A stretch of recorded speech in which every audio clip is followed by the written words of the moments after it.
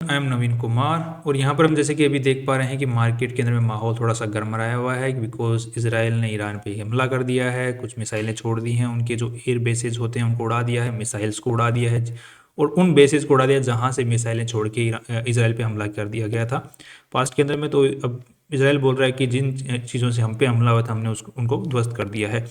अब most of the reports ये भी कह रही हैं कि ईरान अब वापस रिटेलिएट नहीं करेगा क्योंकि ईरान की एक्शन की वजह से तो ये रिटेलिएशन इसराइल की तरफ से आया है, तो अब ईरान दोबारा ये गलती नहीं करेगा ऐसा कह रही हैं। कुछ रिपोर्ट्स कह रही हैं कि युद्ध का एक माहौल क्रिएट करने की स्थिति बन रही है यहाँ पे। तो यहाँ पे अगर हम लोग थोड़ा सा डिटेल्स में पढ़ने की कोशिश करते हैं और एफआई के डेटा को अगर यहाँ पे देखने की कोशिश करते हैं कि एफआईज भी कितने गंदे तरीके से बेच रहे हैं तो उसका क्या असर है, बिकॉज हम इस सिचुएशन को जो एफआई वाइज जो सेलिंग वाली सिचुएशन है इसको थोड़ा सा कंपेयर करके देखेंगे कोरोना के काल के साथ में कि उस वक्त भी एफआई ने बहुत अच्छा खासा बेचा था, तो तब कितनी गिरावट थी उसके हिसाब से अब बेच रहे हैं उसमें कितनी गिरावट है, ताकि हमें एक थोड़ा सा बेसिक आइडिया यहाँ पर मिल पाए। तो यहाँ पर ये अटैक की जो इन्फॉर्मेशन है उसकी यहाँ पर आपके सामने न्यूज़ है, पूरे मार्केट में यही न्यूज़ चल रही है आज के दिन। तो कल मंडे है तो और थोड़ा सा क्रूड ऑयल के जो प्राइसेस हैं उनके अंदर में भी उछाल की उम्मीदें थी, बट वहाँ पे कुछ रिपोर्ट्स ये भी कह रही हैं कि इतने ज़्यादा उछाल की ज़्यादा उम्मीदें यहाँ पे नहीं है, वापस जो है प्राइसेस नीचे स्टेबलाइज हो जाएंगे।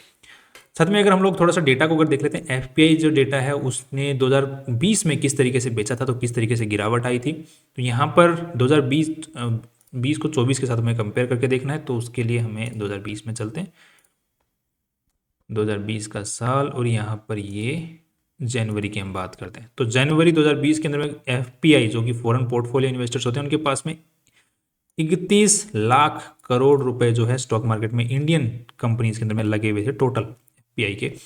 उसमें से अगर हम लोग यहाँ पर चेक करते हैं कि उन्होंने कितना बेचा था, तो यहाँ पे रिपोर्ट्स की अगर बात करते हैं तो उन्होंने लगभग मार्च में बेचा था 61,000 करोड़ रुपए, 62,000 करोड़ रुपए का, और यहाँ पे 7,000 करोड़ रुपए का यहाँ बेचा, तो लगभग 70,000 करोड़ रुपए का माल उस वक्त एफपीआई ने बेचा था, जो कि 2.3 के आसपास परसेंटेज के आसपास, मतलब उनके पास में जितनी भी होल्डिंग पड़ी थी उसका 2.3% के आसपास में उन्होंने माल बेचा था, राइट। उसके बाद में उनकी जो वैल्यू थी, क्योंकि मार्केट गिर गया था तो उनके जो पोर्टफोलियो है उसकी वैल्यू ऑफ कोर्स ही बात डाउन आ जाएगी।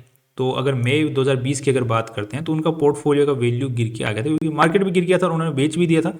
उनकी वैल्यू निकल के आई थी 31,000 करोड़ रुपए से सीधी की सीधी 24,000 करोड़ रुपए, तो लगभग 70,000 करोड़ रुपए के आसपास, सॉरी 7 लाख करोड़ रुपए के आसपास की वैल्यू उनकी नीचे आ गई थी, राइट। अब पॉइंट ये है कि उस वक्त लगभग मार्केट उनके 2.3% पोर्टफोलियो पूरे बेचने पे मार्केट लगभग 50% के आसपास में क्रैश कर गया था, राइट, उस 2 महीनों के अंदर में। अब इसी चीज़ को अगर हम लोग देखते हैं तो आज के सीनेरियो के साथ में अगर कंपेयर करके देखेंगे इस चीज़ को, तो यहाँ पर हम लोग साल 2024 ले लेते हैं और सितंबर के आसपास में जो एफआईएस का अच्छा खासा इन्वेस्टमेंट था तो वो था कितना, 2024 सितंबर 2024, और ये आ जाता है foreign portfolio investors that is here, तो उनका है 78 लाख करोड़ रुपीज़। मतलब आज के दिन जितने पैसे लगे हैं उसकी वैल्यू, क्योंकि वैल्यू बढ़ गई ना 2000 कोरोना के बाद में, जो भी पोर्टफोलियो जिन भी शेयर्स में उन्होंने पैसा लगा था उनकी वैल्यू बढ़ गई। तो आज के दिन जो उनकी पूरी वैल्यू है वो है 78 लाख करोड़ रुपए की, राइट। तो उसके अगर डेटा को हम लोग यहाँ पर चेक करते हैं तो उस एफआई इन्होंने पिछले 1 महीने के अंदर में 1,11,000 करोड़ रुपए का माल बेच चुके हैं। दैट मीन्स अगर परसेंटेज टर्म्स में इसको देखते हैं तो ये लगभग 1.4% के आसपास में था टोटल पोर्टफोलियो का। तो इन्होंने 2.3 उस वक्त बेचा था तब 50% मार्केट क्रैश हुआ था। अभी जो 1.4% के आसपास बेचा तब भी मार्केट टॉप से अगर देखा जाए तो लगभग 8% का क्रैश यहाँ पर देखने मिला, 8% का एडजस्टमेंट यहाँ पर देखने मिला है, राइट, जो निफ्टी है उसके अंदर में। तो अब पॉइंट की बात यह है कि अगर ज़्यादा से ज़्यादा अगर ये अब यहाँ से और भी बेचेंगे तो कितना नीचे चला जाएगा, क्योंकि उस वक्त जब सीनियर बना था तब पूरा माहौल गड़बड़ाया था, डीआईएस भी बेच रहे थे, इंडिविजुअल्स घबरा चुके थे, सब लोग जनता जो घबरा चुकी थी कि पता नहीं फ्यूचर कुछ बचेगा भी नहीं बचेगा, कितने लोग मरेंगे, राइट। जितना पैसा बचा है उसको निकाल लो मार्केट से, वो तो सिक्योर करो। ये समझ में नहीं आ रहा था कुछ कि क्या बीमारी है, फैल रही है पागलों की तरह, सबको मारे जा रही है। तो उस सिचुएशन के अंदर में सब बेच रहे थे जिसकी वजह से 50% मार्केट क्रैश हो गया। अभी वैसी कोई सिचुएशन नहीं है, राइट। अभी सिंपली वो यूएस के अंदर में वो जो इलेक्शंस हैं या इजराइल और ईरान वाला जो वॉर है जो कि हमसे पता नहीं कितना दूर है, और उनका सबको पता है, काफ़ी टाइम से पता है कि वो लड़ेंगे तो सही, और उनके बीच में जो है अनबन बहुत टाइम से चलती आ रही है। वो लेबनान वाला केस सिनेरियो, ईरान वाला सिनेरियो, वो सारी अगर स्टोरी आपको पढ़नी है तो आप आराम से न्यूज़ पे पढ़ सकते हैं, अगर इस पर बताने चलेंगे तो फिर बहुत बड़ा वीडियो बन जाएगा। तो वो स्टोरी काफ़ी टाइम से बनती आ रही है और उसका जितना इफेक्ट आना है वो आ चुका है। और ऑलरेडी जो रशिया के अंदर जो सबमिट हुआ है हमारा अभी रिसेंट वाला ब्रिक्स वाला, उसका भी जो सिनेरियो आना था वो आ चुका है।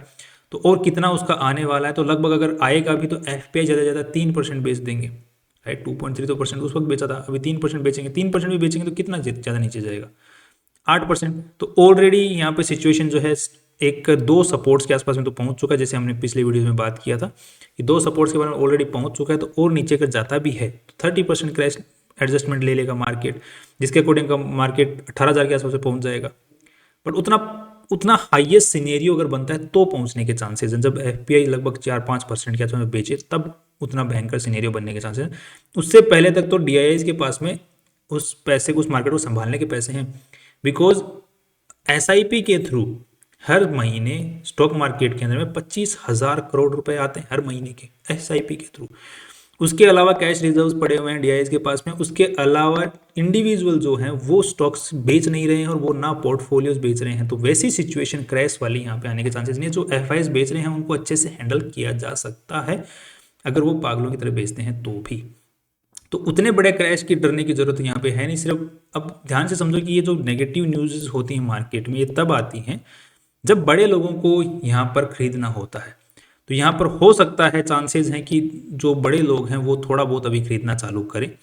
हो सकता है कि थोड़ा बहुत अभी नीचे क्रैश लेके जाएं, बट नीचे और थोड़ा बहुत और लेके जाएं मार्केट को, बट उसके बाद वापस उठाएं। तो घबराने वाली यहाँ पर वो सिचुएशन क्रैश वाली बन नहीं रही है। इतनी कुछ खास जो डेटा है वो उतना कुछ खास यहाँ पर बोल नहीं रहा है, क्योंकि अगर इतने से माहौल से भी अगर 1.24% के आसपास अगर एफआईएस बेच रहा है उसके बावजूद भी अगर थोड़ा बहुत ही नीचे लेके आ पाया है, इतना 8% के आसपास लेके आ पाया, तो कम ऑन क्या ही कर लोगे। That's all. बाकी कल फिर मिलते हैं नए इंपॉर्टेंट वीडियो के साथ में। Finally see you tomorrow.